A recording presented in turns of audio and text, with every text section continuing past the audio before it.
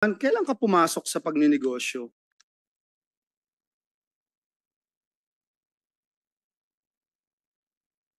Kahit estimate lang, Year 2000 po, Sen. year 2000, Pero hindi ko po yeah, maalala nung exact year.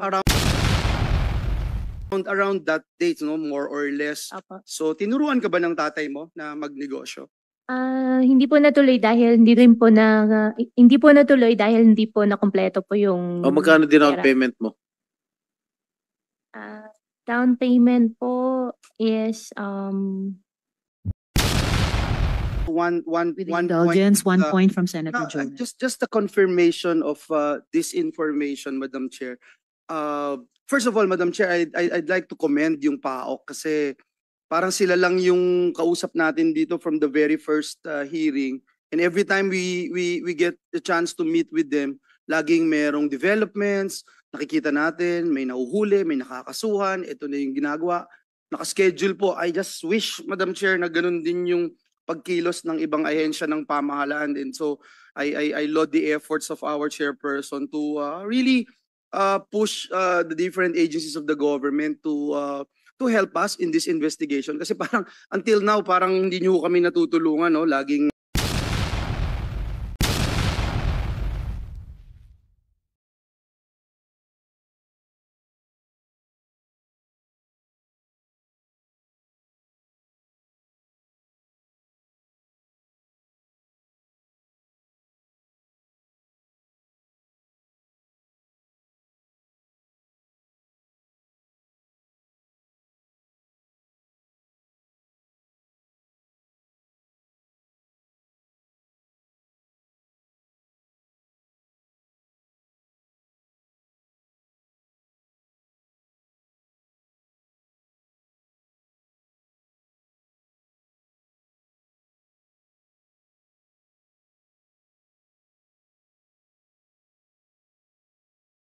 With indulgence, one point from Senator no, Joel. just a confirmation of this information, Madam Chair. First of all, Madam Chair, I'd like to commend yung PAOK kasi parang sila lang yung kausap natin dito from the very first hearing, and every time we get the chance to meet with them, laging merong developments, nakikita natin, may nahuhuli, may nakakasuhan, ito na yung ginagawa. Nakaschedule po. I just wish, Madam Chair, na ganun din yung pagkilos ng ibang ahensya ng pamahalaan din. So I laud the efforts of our chairperson to really push the different agencies of the government to help us in this investigation. Kasi parang until now, parang hindi nyo kami natutulungan, no? Laging we buy time, we'll think about it, we'll still verify, we'll still validate, etc. So kahit na siguro yung portions lang ng mga nakuha nyo ng information, mabigyan lang po tayo. And just to put into the records, Madam Chair, kasi kanina, we were asking questions kanina kay Attorney Reyco. I was looking sa DOJ po, I was looking at the DOJ inquest transcript. And yung law firm po kanina said that hindi naman, kasi kanina death threat na po yung kiniklaim. Pero dun sa inquest proceedings, hindi naman po binanggit yung death threats kasi ang nakalagay po dun sa inquest proceedings, ang sinasabi po nilang reason why she cannot attend is because of mental and other health issues.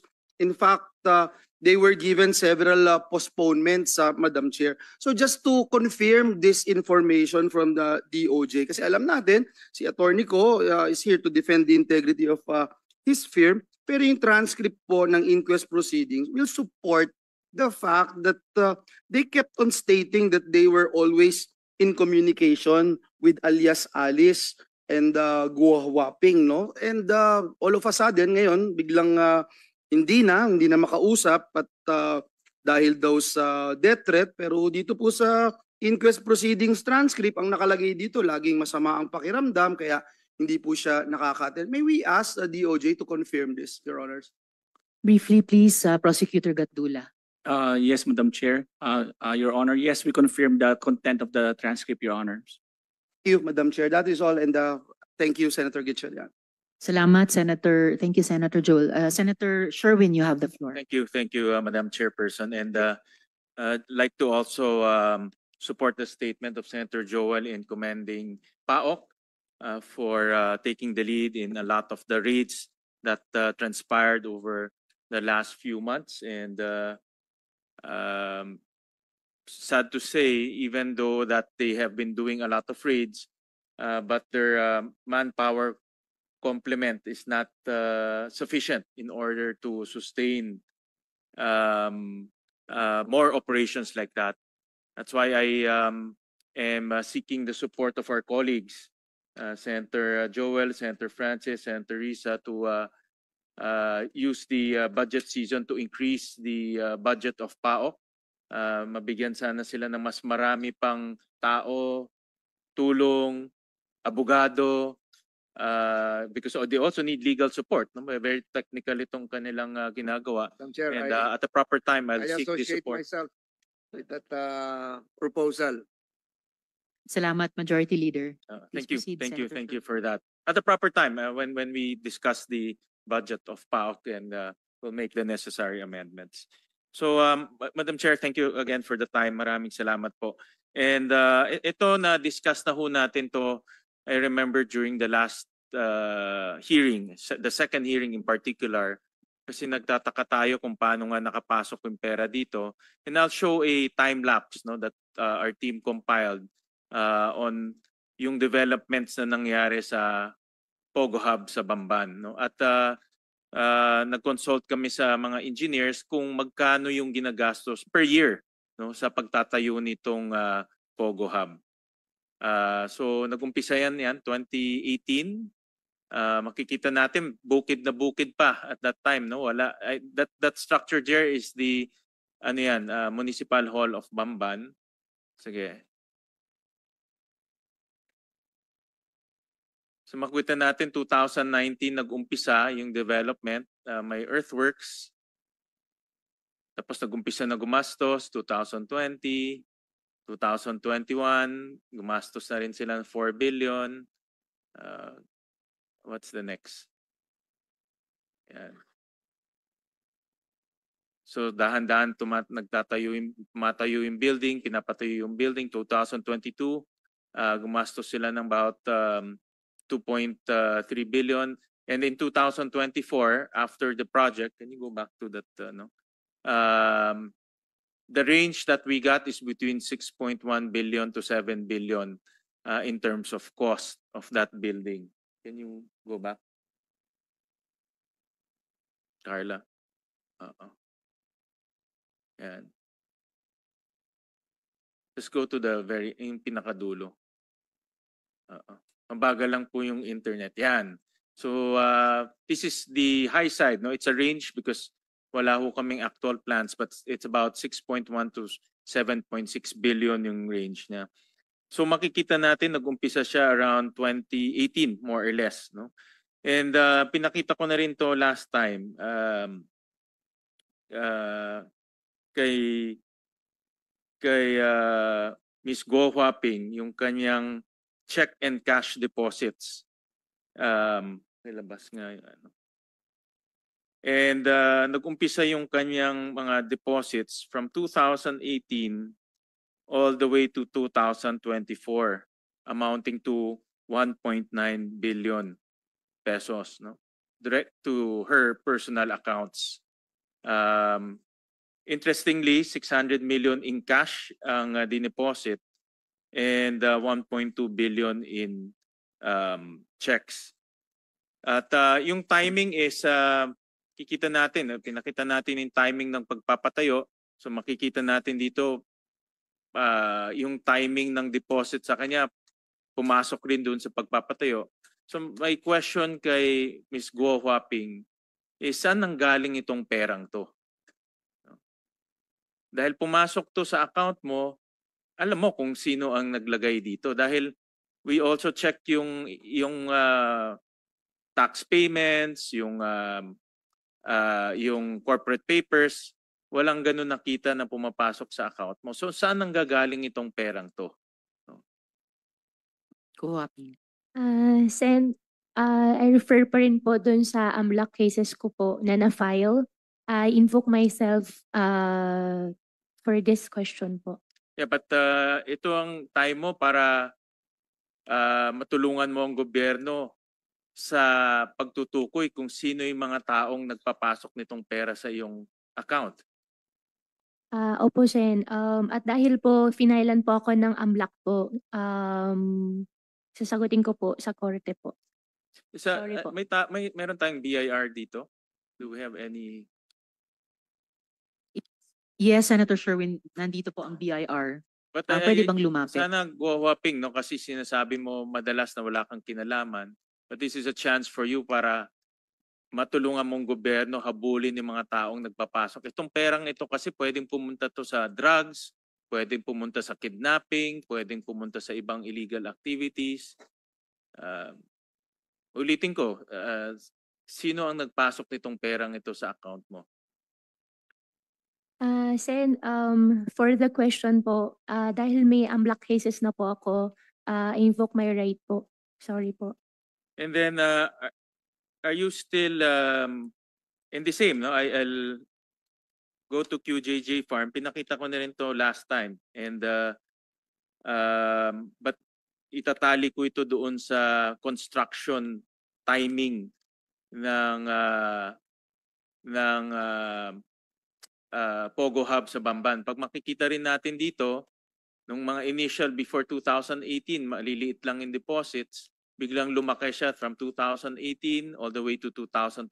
3 billion ang pumasok. You being the president of this company, again, tanong ko, saan nanggaling itong mga perang to? Sen, I invoke my right against self-incrimination po. Ngayon, For the case po ng AMLAC po. ang tanong, pakibalik nga sa... Ang tanong ko ngayon sa BIR, kasi pumasok to sa account niya, is this considered income? Sir, have you taken the oath?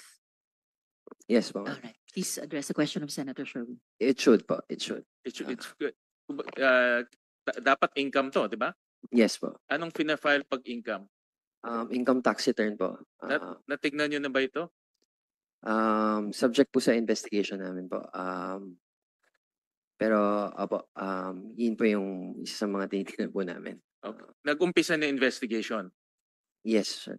Yeah. Kailan matatapos ang investigation?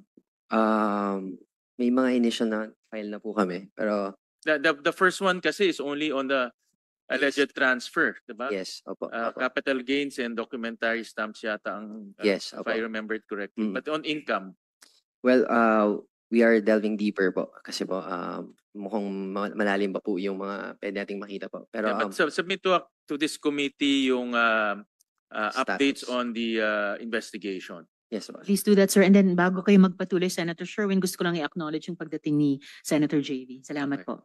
And Please proceed, then Senator yes, Sherwin. thank you, Madam Chair. And then next one is on QJJ Farm. Ano nga? Is this considered income? Mga deposits to eh. Indicative po yan na income po yan ng corporation. Makikita po yan sa mga financial statements. So dapat rin tignan ng BIR. Yes po. Mr. Chair. Okay. Kasama rin po yan sa mga... Sama na rin sa investigation. And again, submit to us an update on that investigation, Attorney Reyes. yes po. Kay Ms. Go Huaping, again, what's your position sa QC Genetics?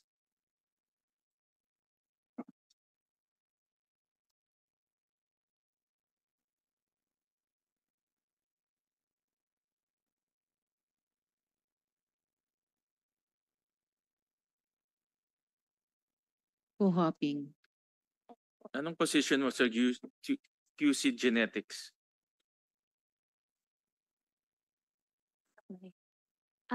Sen, doon po sa QCID po, business interest lang po yata yung nakalagay po sa akin doon. Based on the GIS, you're the chairman of the board. Hindi po ako sure kung yan po yung latest po. Yan yung Ayan po yung latest na latest. nakafile. Okay. Yan yung latest na nakafile. You're chairman of the board. Sa QJJ Embroidery, what's your position? President po. President based on the 2023 General Information Sheet. And then tinignan rin namin kasi yung interestingly, nakita rin namin yung mga records. Pumasok rin, naging very active ang account ng embroidery, and we'll show that in terms of cash and check deposits. Before, dormant yung account nito prior to 2017, but it became active around 2017-18 onwards. Again, the same timing as the construction of the Pogo Hub in Bamban. From 2018 to 2024, 531 million ang pumasok sa kumpanyang ito. But prior to 2017, makikita natin walang transaction. So ang ibig sabihin, this company is dormant, no? Dahil walang transaction na pumapasok sa account niya. And then nakita rin namin sa genetics,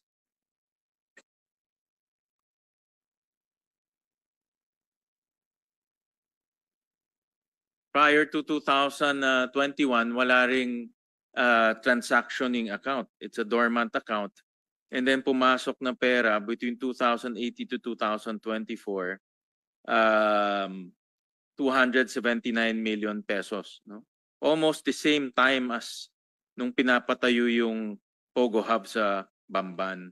So that's close to about 800 million pesos na pumasok within that time frame, 2018 to 2024.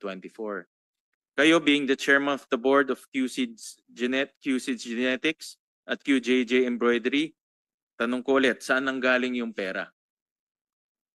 Sen, I invoke my right against self-incrimination po doon sa kaso po na final po ng AMLAC po. Yeah, pero sana masabi mo dito sa committee dahil this is an obvious case of money laundering. Dahil yung pera hindi natin pumapasok dito na hindi natin alam saan nanggagaling, dapat tinideclare to sa gobyerno. Sinasabi to sa atin ng bangko, sinasabi mo rin sa bangko kung saan galing tong perang to. Pero until now, walang alam kung saan nanggagaling itong perang ito. And I'd like to get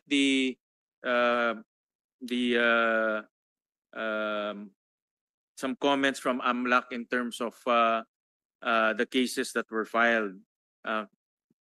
Kumusta na yung cases natin? Your Honor, may I defer to the Deputy Director of the Investigation? Yes, go ahead. Enforcement. Go ahead.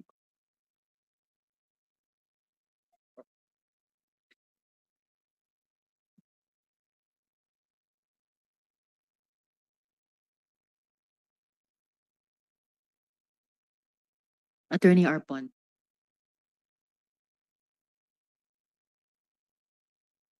Good afternoon po, Your Honor.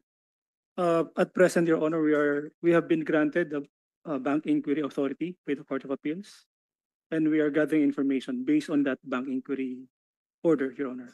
But this will form part of the case that you will file that you mentioned to this committee mid-October, tama ba? That's right, sir. Ito kasama na ito, ano? Kasama na itong kasong ito, the ones I mentioned. That's correct, sir. All right, thank you for that.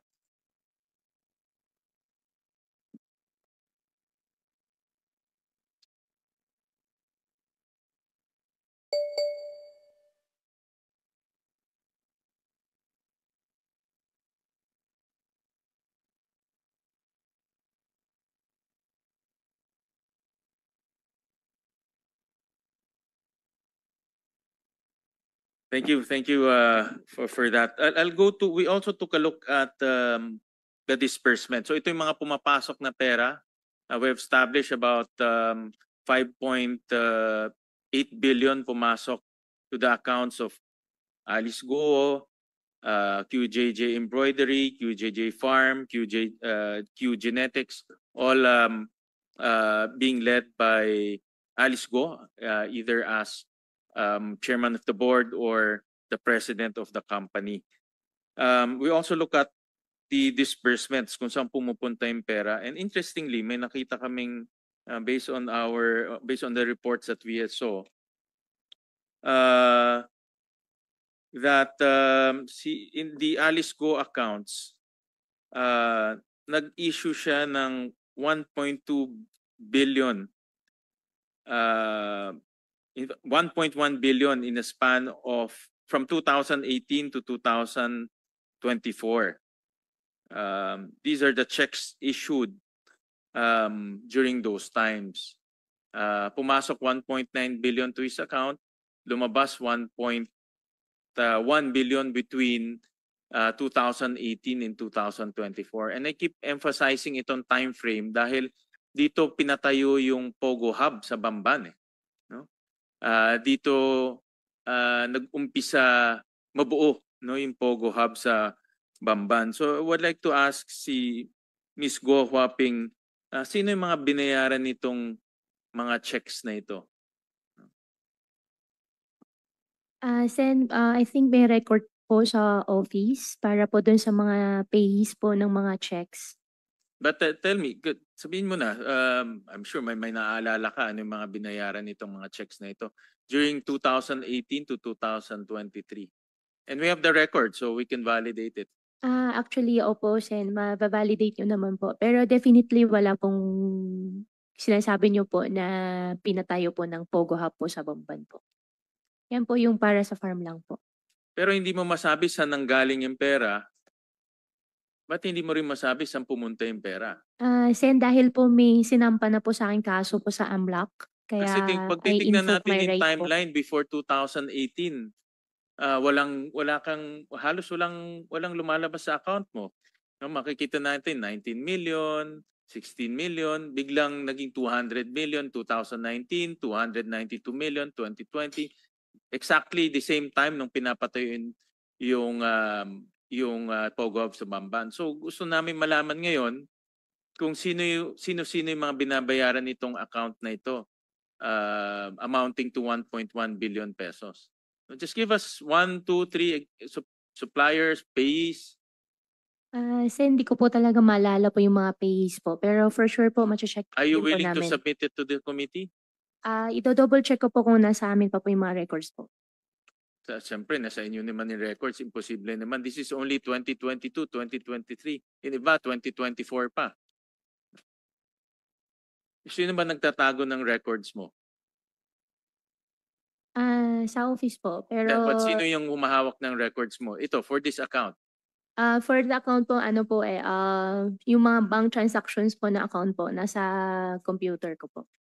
But sino computer mo? Ikaw lang nag-i-issue nitong mga checking to? Hindi naman po lahat. But sino nag-i-issue ng cheque? This is cheque. This is check Opo, yung mga disbursement. checks mo, ako po. Ikaw gumagawa lahat. And you're willing to submit to the committee in breakdown nitong mga accounts na ito.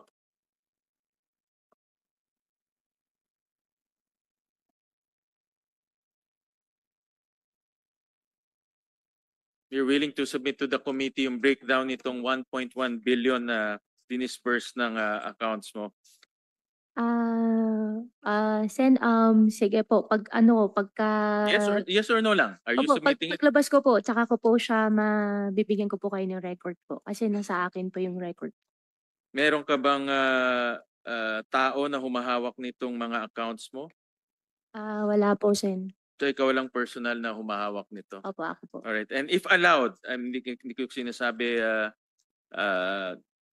the committee will allow it, but if allowed, you're willing to submit to the committee itong breakdown nitong mga transactions?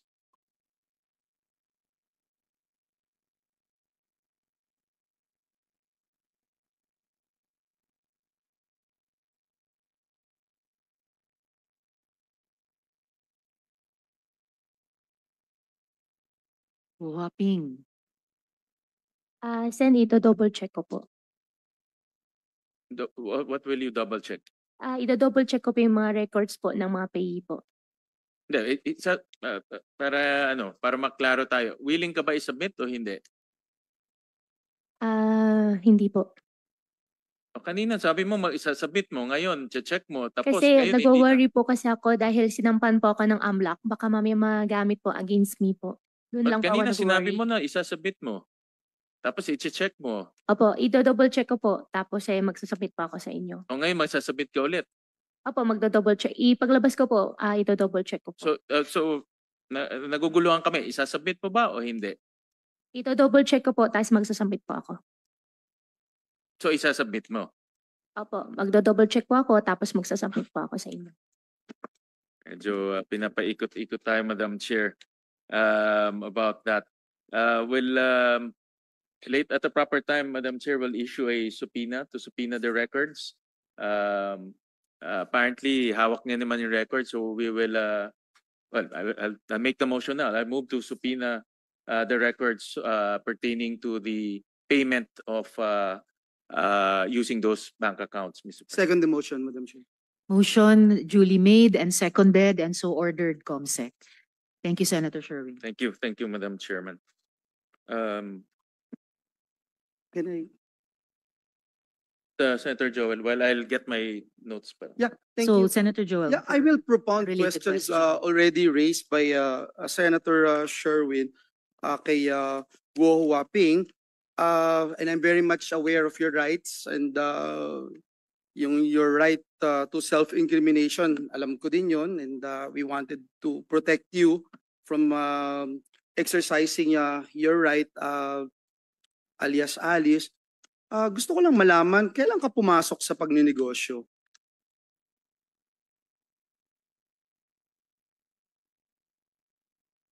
Kahit estimate lang, Year 2000 po, Sen. year 2000, Pero hindi ko po maalala nung exact year. around that date, no, more or less. Opo. So, tinuruan ka ba ng tatay mo na magnegosyo? Opo, tinuruan po niya ako sa piggery.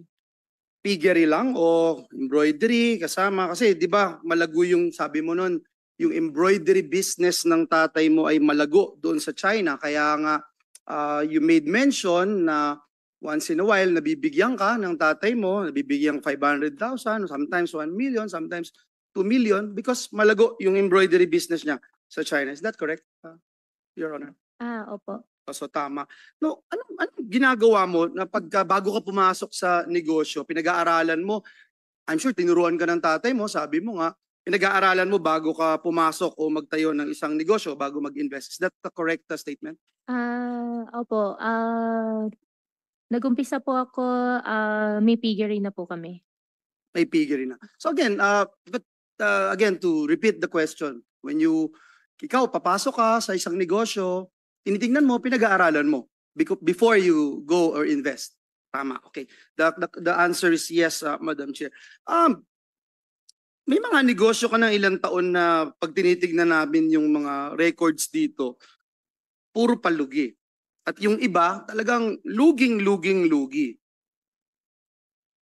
Parang hindi tuloy kami naniniwalang pinag-aralan. Kung totoo yung ipinapakita o nais ipakita nitong mga negosyo na ito. Would you say na may mga napabayaan kang negosyo, alias Alice?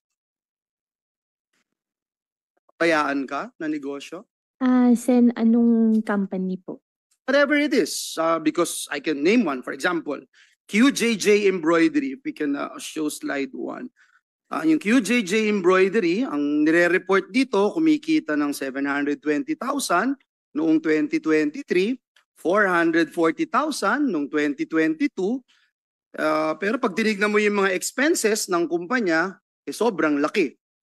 Kaya hindi mo makita yung whether or not maayos ang pagpapatakbo nito. Yung Baofu naman ay gumagastos ng tinatayang, yung kanina pinakita ni Senator Win, no? Yung construction pa lang, about 7 billion na. Tapos may tinatayang 6.1 billion na gastos. Pero taon-taon, lugi simula 2019. 2019, lugi lagi, no?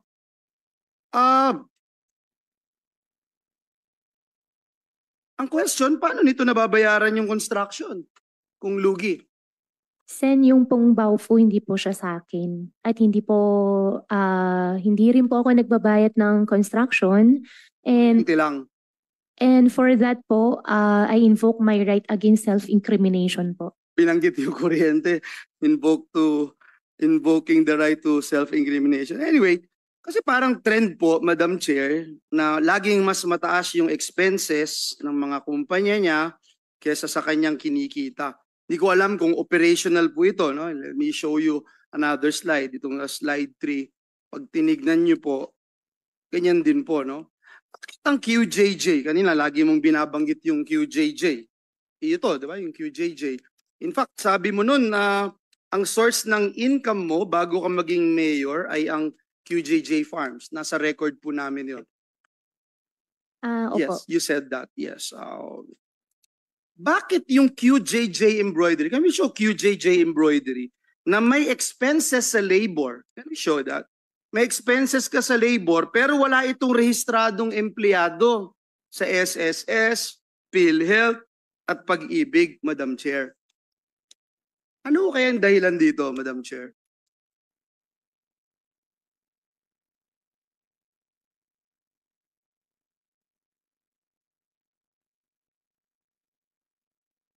Yes, I have a question. Po Huaping. Sabi mo, sa iyo yung QJJ, yan ang source of income mo. Sa sinasubmit mo na cost of sales mo, wala ka, may malaki kang expenses sa labor pero wala kang rehistradong empleyado sa SSS, ulitin ko, SSS, PhilHealth at Pag-ibig. Bakit po? Sen, I invoke my right against self-incrimination po. So malinaw, ginoong Madam Chair, na ito daw yung kanyang source of income, paulit-ulit, ito yung kanya, ito yung kumpanya niya, kumbaga parang pet company niya ito, pinakamalapit sa puso niya, pero sinasabing bihasa sa negosyo, maaga nagsimula sa negosyo, limpak-limpak na salapi yung kinikita, parang allowance nga lang yung 500,000, 1 million, 2 million pag nangihingi kay tatay, pero puro lugi po ito. But at the same time, wala hong rehistradong empleyado sa SSS, PhilHealth at Pag-ibig. Again, alias Alice Guawaping, sabi mo, source of income mo bago ka maging mayor yung QJJ Farms. Pero kung titingnan mo rin yung financial statements nito, bago ka naging mayor, lugi na ito eh. Ito, pakita natin yung slide 5. Lugi na ito ng 954,000. Tapos sa ITR mo naman, pakita din natin yung income tax return mo, 286,000 lang ang kita mo mula sa QJJ Farms. Okay? Ngayon, naging mayor ka, 2022, sabi mo rin at nakasulat ito sa iyong mga ari-arian, nakabili ka ng 8 lote ng lupa sa Las Piñas noong 2023. Ang halaga,